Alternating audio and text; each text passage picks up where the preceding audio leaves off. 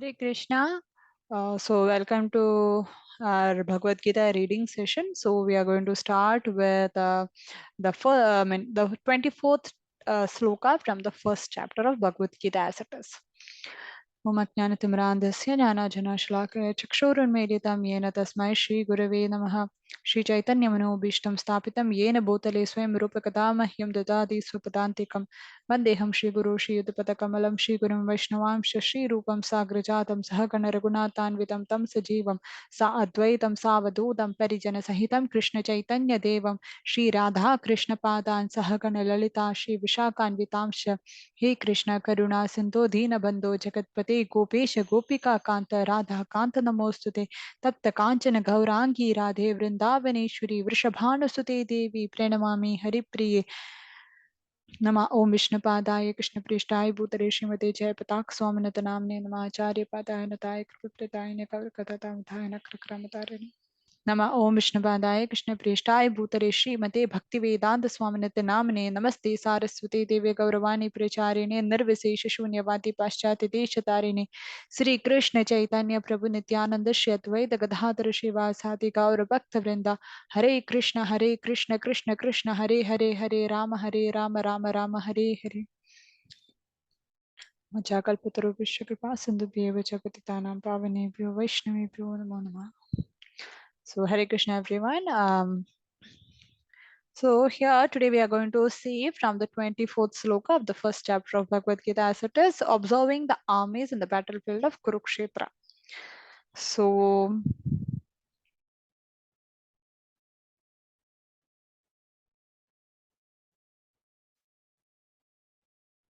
yes. So the 24th sloka. Sanjaya Uvacha Eva Mukto Rishikesho Gudakeshena Bharata Senayorvayormadye Stapayitva Rathottamam. Sanjaya said, O descendant of Bharata, having thus been addressed by Arjuna, Lord Krishna drew up the fine chariot in the midst of the armies of both parties. In this verse, Arjuna is referred to as Gudakesha. Gudakesha means uh, Gudaka means sleep, and one who conquers sleep is called Gudakesha. Sleep also means ignorance. So Arjuna conquered both sleep and ignorance because of his friendship with Krishna. As a great devotee of Krishna, he could not forget Krishna even for a moment because that is the nature of a devotee.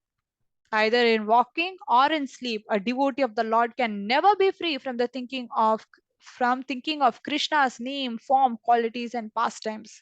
Thus, a devotee of Krishna can conquer both sleep and ignorance simply by thinking of Krishna constantly. This is called Krishna consciousness or samadhi. As Rishikesha, or the director of the senses and mind of every living entity, Krishna could understand Arjuna's purpose in placing the chariot in the midst of the armies. Thus did so. Thus he did so and spoke as follows. So here we see how um, just by thinking of the Lord, one's ignorance is completely vanquished. And this is not something very sentimental, or people just say, oh, to glorify Krishna, but then this is the reality and this is the truth. And this is something which, if we try to follow Bhakti Yoga sincerely and chant the holy names of Krishna, even we can experience this not on a high level. It depends on how our surrender is to the holy name. So we see this, we see a pastime of where Arjuna comes to Dwaraka. He meets Krishna there, and Krishna arranges a very nice welcome, and then he sends Arjuna to a room where he can take rest. So a room was given to Arjuna. So Arjuna stayed in Dwaraka for quite some days, and once I'm not sure what was the situation, but then Krishna was calling Arjuna, and Krishna was wondering where is Arjuna, and then Mother Rukmani, that is Krishna's wife, Rukmani Devi, she said, I'll bring Arjuna. I think maybe he's in his room, maybe he's asleep, so I'll go and call him. Or maybe Krishna must have sent Rukmani Devi to call him. Anyway, so Mother Rukmani, she goes into Arjuna's room, and Arjuna is there asleep. And she hears in the room someone is saying Krishna, Krishna, Krishna, Krishna.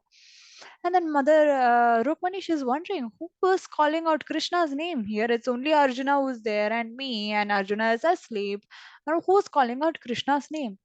So when she went near to Arjuna, she noticed that from each and every pore of Arjuna's body, the sound of Krishna is coming out. Now we might think, okay, fine, this is something very, something beyond what we can fathom. Okay, fine. If this is the story beyond which we can fathom, then there is a pastime where Srila Bhakti Siddhanta Saraswati Maharaj, he mentions that as we chant the holy names of Krishna more and more and more, what happens? Automatically, our tongue begins to chant. So, Srila Bhakti Siddhanta Saraswati Maharaj says this incident where he says that he wanted to accept or he wanted Srila Gaur Kishodas Babaji Maharaj to accept him as his disciple. But then Gaur Kishore Babaji Maharaj, he did not agree to that, and he was trying to send away Bhakti Siddhanta Saraswati Maharaj, saying that I'm not going to give initiation to anyone. But then finally, Bhakti Siddhanta Saraswati Maharaj, he was so strong in his desire that he wants to take initiation from Gaur Kishodas Babaji Maharaj, and he said, if I'm not getting initiation from you, then there is no use in my life. And he was about to jump into the river. So then Gaur Kishore Babaji Maharaj, he gives him the initiation. So Bhakti Siddhanta Saraswati Maharaj says that if Gaur Kishore Babaji Maharaj had even spent 1 second for himself, 1 second for himself out of 24 hours, even if he has used 23 hours 59 minutes and 59 seconds for him, and that for Krishna, and just 1 second for himself, even then he would not have accepted Gaur Kishore Babaji Maharaj as his guru. But then he did not. Gaur Kishore Babaji Maharaj did not given even such a 1 second for himself. Whole day was, or the 24/7, whole life was dedicated to Krishna and chanting the holy names of Krishna. So now we will wonder, how can a person keep on chanting 24 hours? So like we see in the case of Arjuna, Arjuna was chanting even while sleeping. Okay, maybe we'll think that, okay, I'm chanting, may say 16 rounds, 2 hours a day. But a person can keep chanting even while he is working. Maybe his tongue can keep chanting. Yeah, when he is cooking, his tongue can keep chanting. So that is chanting. So maybe even more time. Imagine the more and more we chant, even if we are not aware, the tongue keeps chanting. Now, this is something many devotees have personally experienced, and they have shared this. So they say the more the rounds they chant, what happens is the tongue becomes, and sincere chanting, the tongue becomes used to chanting the holy names of Krishna. And they say that once they were trying to work at trying it out, so they were chanting, say, 32 rounds or even more rounds every day. And even that's just it. It's not 64 rounds, just 32 rounds every day for maybe say a week or two. That's it. That's it. It's not big. It's not chanting 192 rounds every day like Haridas Thakur, or 64 rounds every day like some senior devotees or pure Vaishnavas. It's just 32 rounds just for 2 weeks. That's it. So, and the devotee was sharing this experience. So she was saying, one day night I woke up in the night, and she was sleeping in the night, and suddenly something happened, and she just woke up, and she woke up, she said that I could understand my tongue was chanting Hare Krishna. I did not dream of Krishna. I did not think of Krishna, nothing about Krishna. But when I woke up, I can see that my tongue was chanting the Hare Krishna Maha Mantra. She was wondering, how does this happen? So you see, the tongue gets used to it. So our soul starts chanting. It is our soul which is chanting the holy names of Krishna. So this is a small experience which we can have. So imagine a pure devotee like Arjuna. There is no wonder he is chanting the names of Krishna, because there is no difference between Krishna and his holy name. And such a person is free from all ignorance. This is very beautiful. So the next sloka. Bhishma Drona Pramukh प्रमुखतः सर्वेषां च महीक्षिताम् उवाच पार्थ पश्यैतान् समवेतान् कुरून् इति. In the presence of Bhishma, Drona, and all the other chieftains of the world, the Lord said, just behold, Partha, all the Kurus assembled here. Purport. As the super soul of all living entities, Lord Krishna could understand what was going on in Arjuna's mind. The use of the word Rishikesha in this connection indicates that he knew everything. And the word Partha, or the son of Kunti or Pritha, so that's another name of Arjuna, that is Partha. Why is he called Partha? Because he is son of Pritha. Pritha is none other than Queen Kunti. So, son of Kunti or Pritha is also similarly significant in reference to Arjuna. Why is he called Partha in this sloka? Why is Krishna referring Arjuna as Partha? As a friend, he wanted to inform Arjuna because Arjuna was the son of Pritha, the sister of his own father Vasudeva. So they were cousins, Arjuna and Krishna. Krishna, he agreed to be the charioteer of Arjuna. So Krishna did not agree to be a chariot driver of Arjuna just like that, only because he is the son of his aunt, Queen Kunti. Now, what did Krishna mean when he told Arjuna to behold the Kurus? Did Arjuna want to stop there and not fight? Krishna never expected such things from the son of his aunt Pritha. The mind of Arjuna was thus predicted by the Lord in friendly joking. So now this is very it's a crucial state here. So it's like you are helping out your friend for some suppose say there is some law some major issue in the court, so you are helping out your friend in all possible ways. Name in all possible ways you are helping your friend. You are giving up your time, effort, your time with your family, time from your work. You are sacrificing so many things for your friend so that your friend comes out successful in this the case which he is involved in. And finally, on the day when the judgment was to be heard and he has to say some points or whatever it is, I don't know how it works in the court. But then that crucial day when there is something, so there is the court has called everyone. So your friend says, I don't think I want to go to the court. Let the other party win. I'll just give up. I mean, let them take whatever they want and let them win the case. It doesn't matter for me. And your friend is backing off. Now imagine how much effort you have put in and all those things, and it is not something that your friend wants to back out because he's so what to say, and your friend wants to back out just because he is not willing to fight, but the truth is on his side. The other party is the wrongdoer. The truth is on his side, and there is all chance of him winning the what to say, winning the case. But then he doesn't want to get into all this trouble and create issues with with the other party and all those things. So he said, no, I don't want to go for this case. So now how would you feel? It's like you have put in all the efforts and the truth is on his side, and your friend is just backing off just out of some fear or some sentiments or emotions. Now that doesn't seem right, isn't it? So this is exactly what somehow what how Krishna says. Now Krishna is not affected whether he Arjuna fights the battle or doesn't fight the battle. It doesn't matter to Krishna.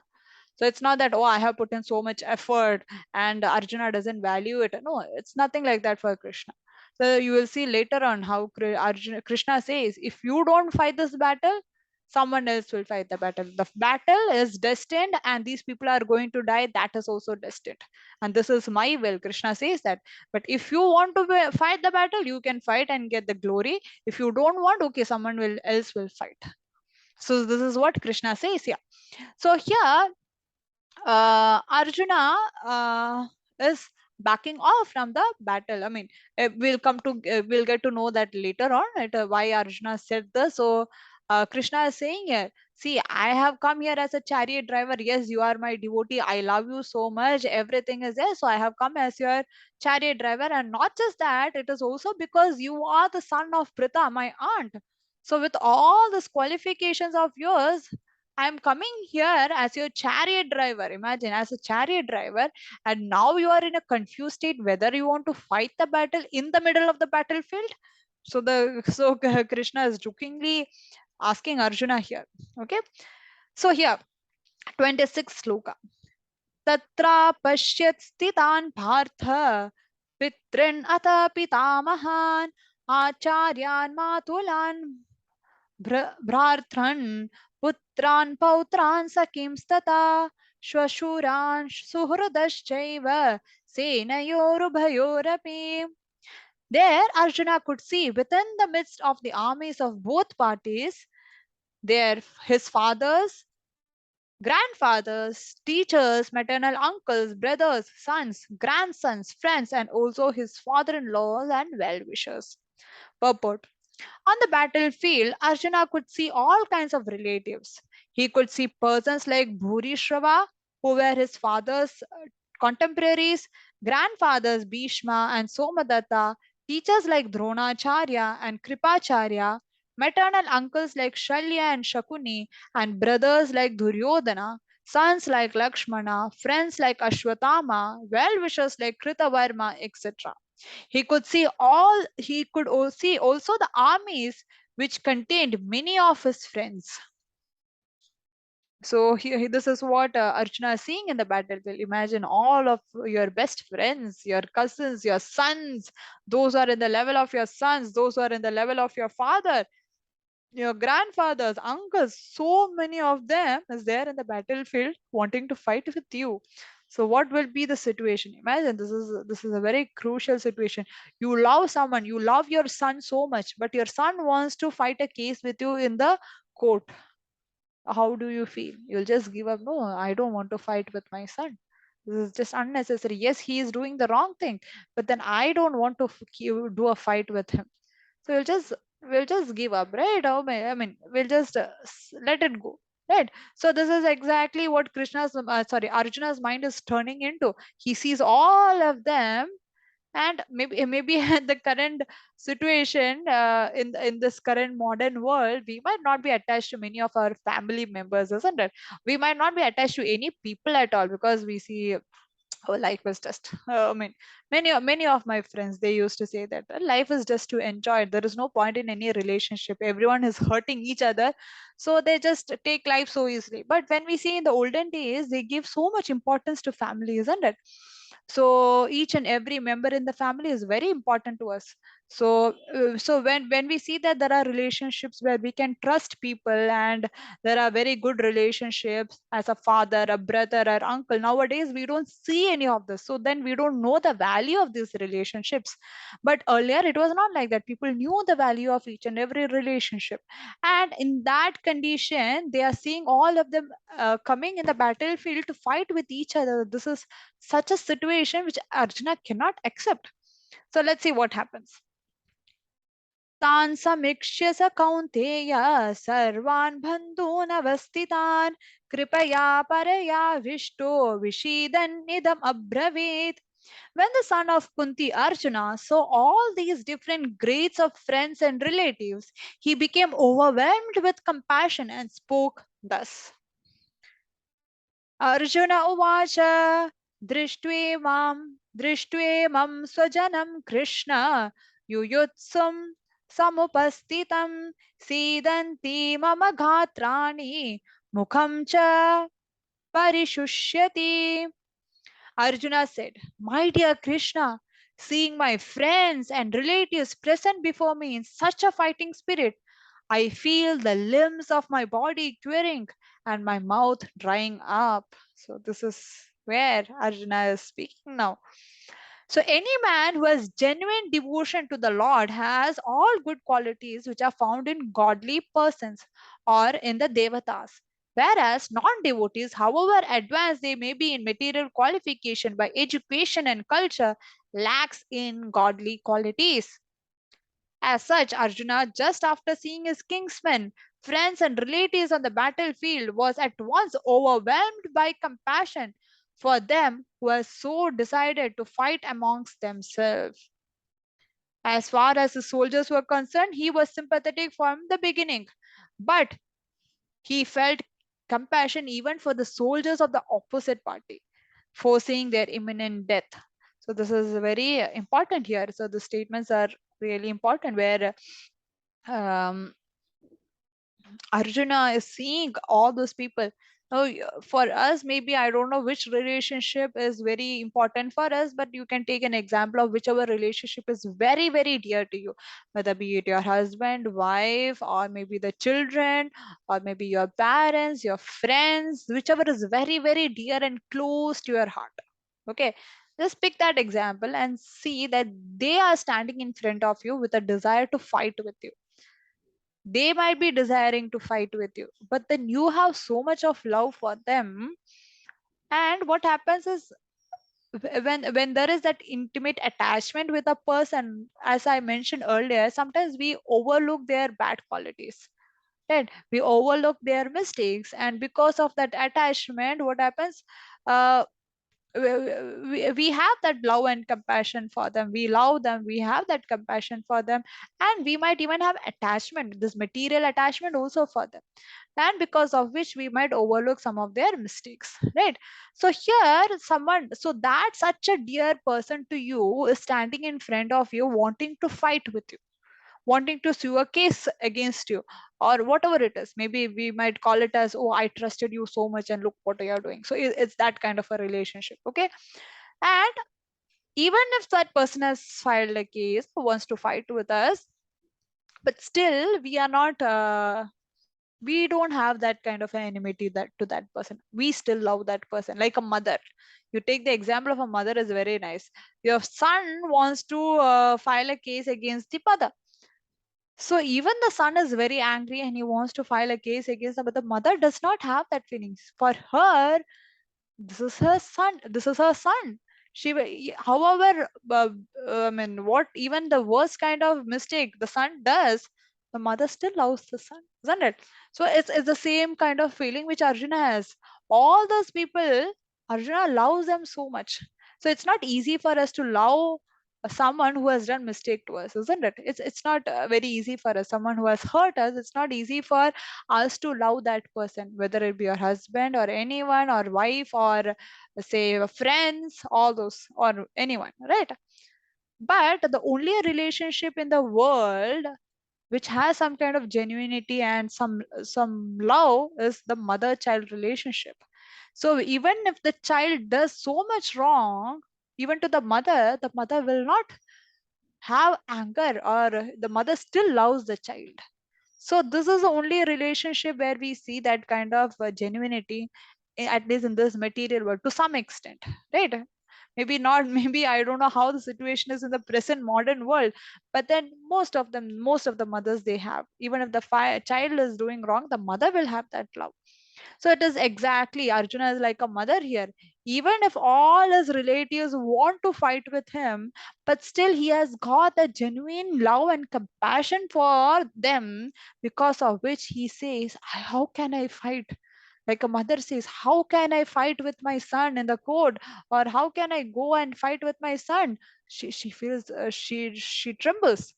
Exactly the same situation for Arjuna. He is trembling here. Now we might wonder, oh, the someone has done wrong to you, go and fight. So that happens when we don't have any attachment or any kind of compassion or any love for that particular relative of us. In the modern world, we don't have affection for any of our relatives. But then that was not the condition or situation earlier. So, and moreover, Kauravas don't have compassion for most of the any of them. But then here Arjuna, even though Kauravas had done a lot of wrong to them, here still Arjuna is having so much of compassion for them. So this comes out of only those people who are really devotees of the Lord, who has genuine devotion for the Lord. They won't be able to hate people. Yeah, even if they have done something wrong, maybe they will chastise, but they cannot hate people. Hate is a very strong word to be used here. Okay, so that's what is happening to Arjuna. And while he was thinking, the limbs of his body began to quiver and his mouth became dry. He was more or less astonished to see their fighting spirit. How can my son fight with me like this? Exactly the same thing for Arjuna.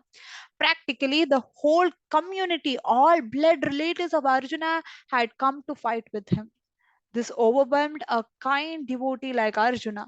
Although it is not mentioned here, still one can easily imagine that not only were Arjuna's bodily limbs squaring and his mouth drying up, but he was also crying out of compassion. Such symptoms in Arjuna are not due to weakness, but to his soft heartedness, a characteristic of a pure devotee of the Lord. So we should not understand this as weakness of a person. Arjuna is not a weak-hearted person. He is very strong. There is a difference between, there's something most of us sometimes get confused with.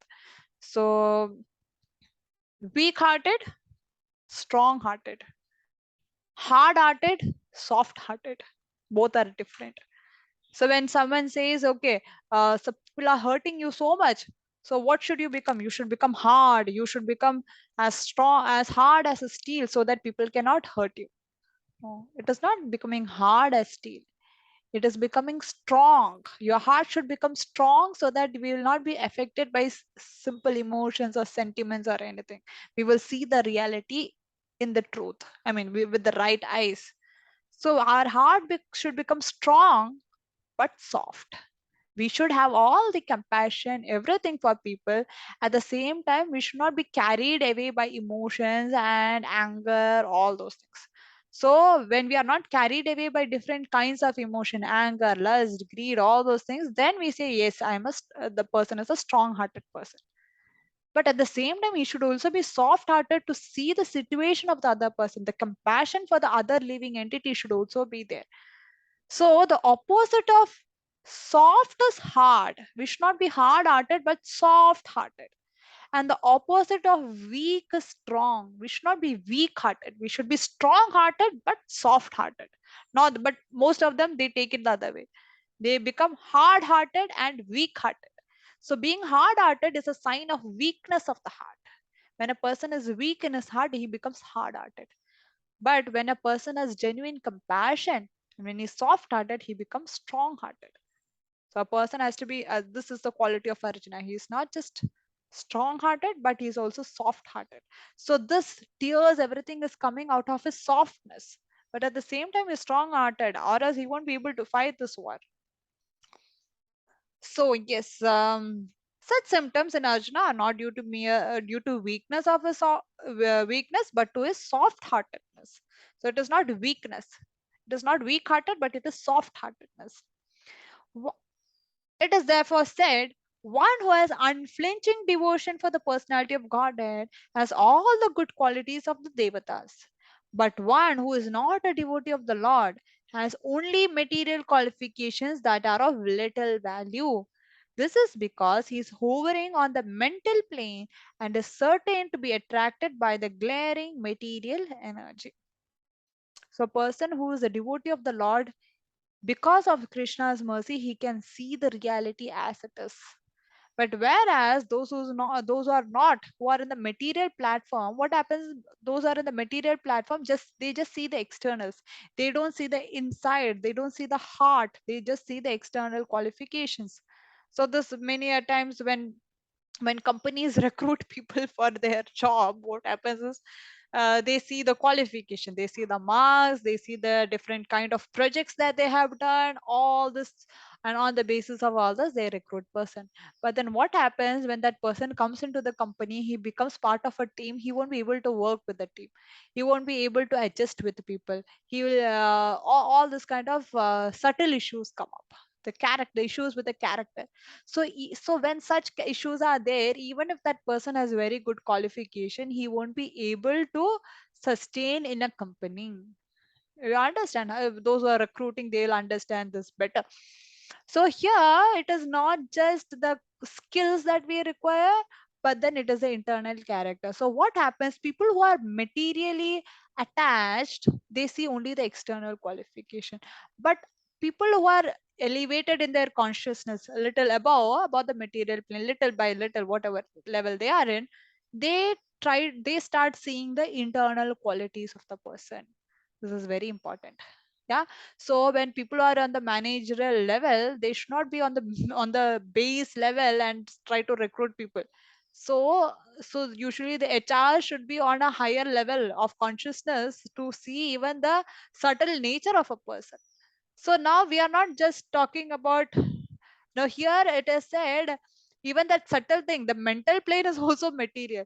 So devotee of the Lord here, as per Bhagavad, here according to this sloka from Bhagavatam, it says that people on the material platform are also on the mental level. So mental level is also the material level. So one has to go to the spiritual level to go dive deep into knowing what a soul really is, what are the qualities of a soul, who a soul really is. So and only at that level can we have genuine compassion. Until then it is just external compassion, a compassion for many other things. So here the genuine compassion comes only on the spiritual level. Until we reach that spiritual level, we are on the material platform. Yeah, some of them are on the gross material platform, some are on the subtle material platform, but everything is material. So here we see that most of them, most of the people on the material level, they give value to those things which are of least importance, like the gross and the subtle values. But the most important thing is the spiritual value. If that is not there, then everything else, it's like the foundation. So if the foundation is not strong, anything that you build on top of it can come down any moment. Maybe initially it might look very good, ha ha ho ho, everything is good, very nice building, and it might stay for maybe few days. But what happens, the moment there is a shake, the entire building crumbles. Yeah. So this is very important to understand. So similarly we see people based on their external titles. So he is working in this company, he is earning this much salary, he has got these degrees, he has got these titles, he has attended so many conferences, he knows so many people around. So these are the external qualifications, these are the ha ha ho ho that we build on top. But what is his foundation? That is important. And this foundation can be checked only when a big issue, when like an earthquake, when an earthquake comes, that will tell you how strong the foundation is. If the foundation is very strong, even if the earthquake comes, there won't be much issue. But if the foundation is very weak, a small shake is enough to for the entire building to crumble down. So that's exactly the same thing. We might have big titles, big degrees, everything, but when a problem comes, it is that foundation, it is that spiritual values in a person which shows how strong he is. So that is very important here. So all those people who are on the material platform only build up this big building, but they fail to make a strong foundation. That strong foundation comes only through spirituality and only by becoming a devotee of the Lord. So one who has unflinching devotion for the personality of Godhead has all the good qualities of the devatas. So when the foundation is very strong, even if the building is small, anything happens, the building will not fall. Whereas here, if the foundation is weak, but then you build a big building, what happens? Within a small shake, that entire building comes down to that level where this one is even high on a higher level compared to that person. See, it is very important. Don't grade a person based on his material qualification, but grade a person based on his inner values. That is very important. So the next sloka, 29th. वेपतुश्च शरीरे मे रोमहर्षश्च जायते गाण्डीवं शंसते हस्तात् त्वक्चैव परिदाह्यते. My whole body is trembling. My hair is standing on end.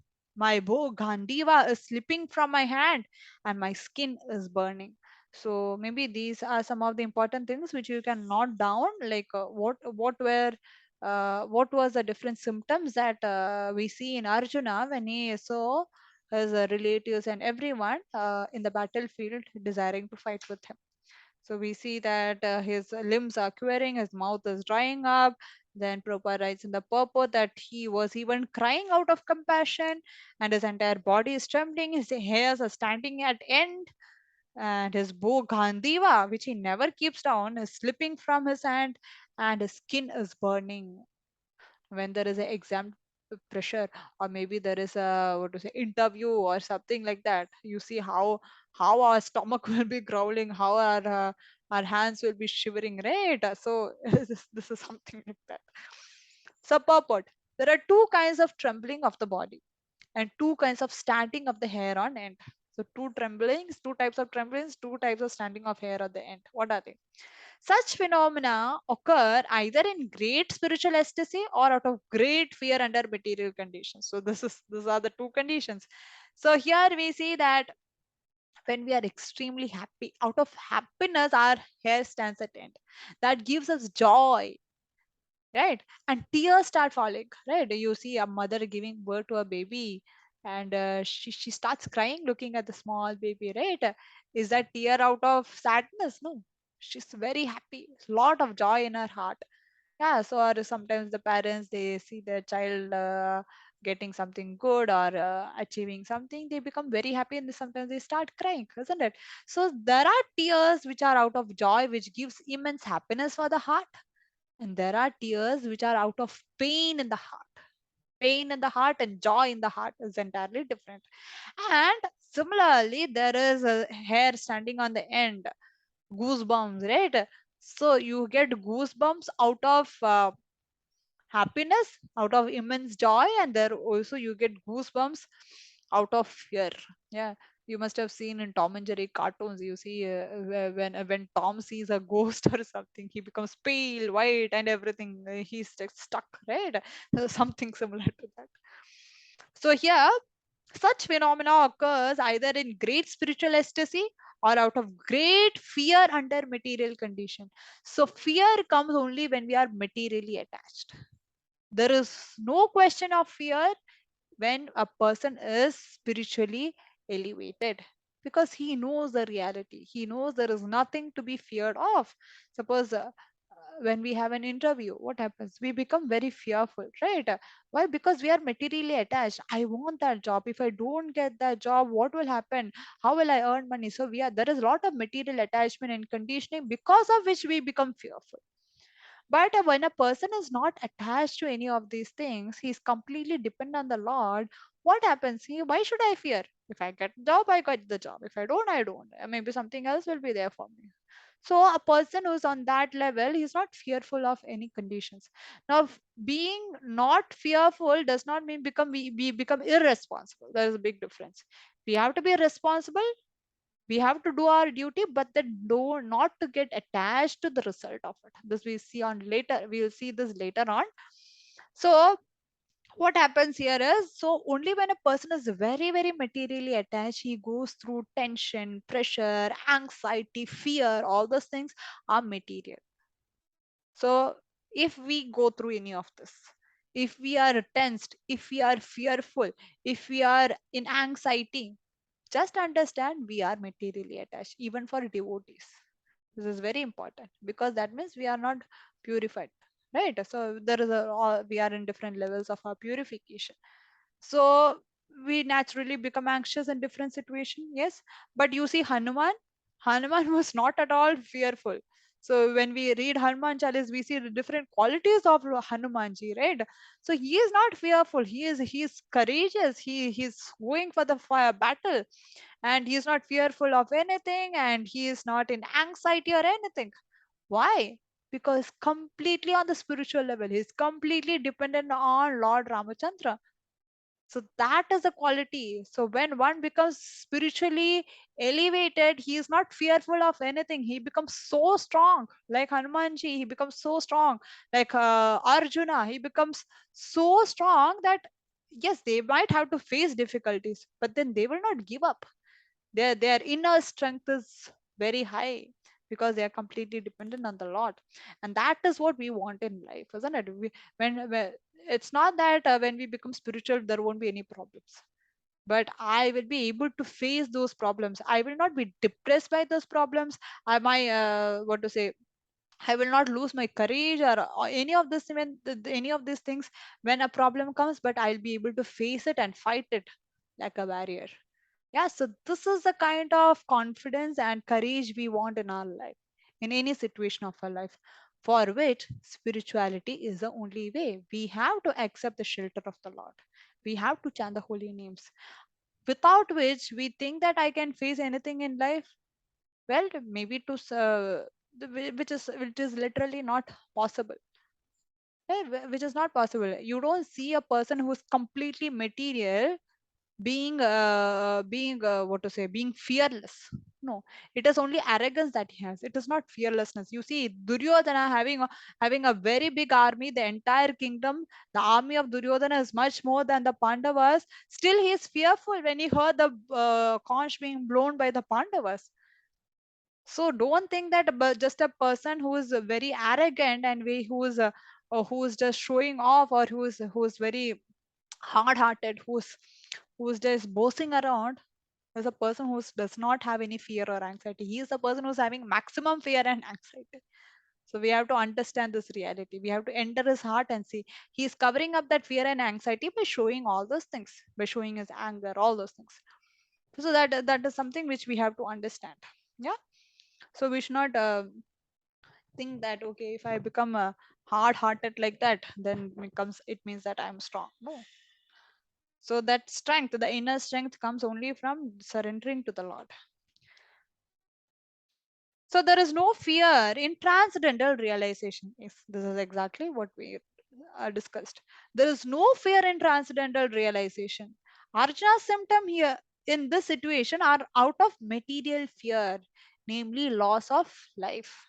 So this is evident now. No mother wants their son to die, isn't it? So what will she prefer? Better than fighting and suing the case on my son and letting him get hanged or putting him in jail or whatever it is, better I don't fight. Because a mother does not want to see her child being killed, isn't it? So that's exactly what Arjuna is feeling.